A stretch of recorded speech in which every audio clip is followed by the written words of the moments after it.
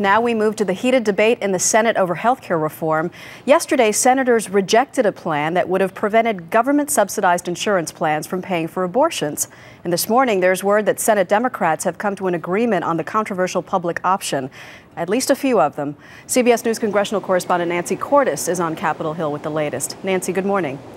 Maggie, good morning to you. That's right. The contentious public option appears, at least in the Senate, to be dead. Democrats simply didn't have the votes, but they've been working overtime these past few days to try to come up with a way to cover uninsured Americans without it. And last night, Senate Majority Leader Harry Reid said they had hit on a solution.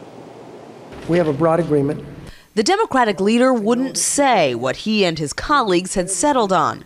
But the 5 liberal Democrats and 5 moderates who have been behind closed doors all week have consistently mentioned 2 prime alternatives to a public option.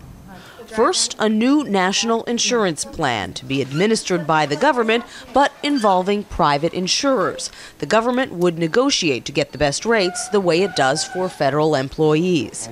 Second, expanding Medicare, allowing some Americans 55 and older to buy into the same coverage seniors get. Medicare is already so big that adding a few million people to it probably won't change the market as much as creating a whole new public option.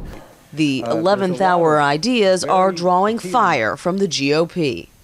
Americans would much rather we get it right than scurry around throwing together untested last-minute experiments in order to get 60 votes before Christmas. Democrats do still need to figure out how these alternatives would work and how much they would cost. But if the public option actually is dead here in the Senate, that is going to set up a showdown with the House, where liberals are much more committed to keeping it. Maggie? Right, and their bill still includes it. Nancy Cordes on Capitol Hill. Thank you, Nancy.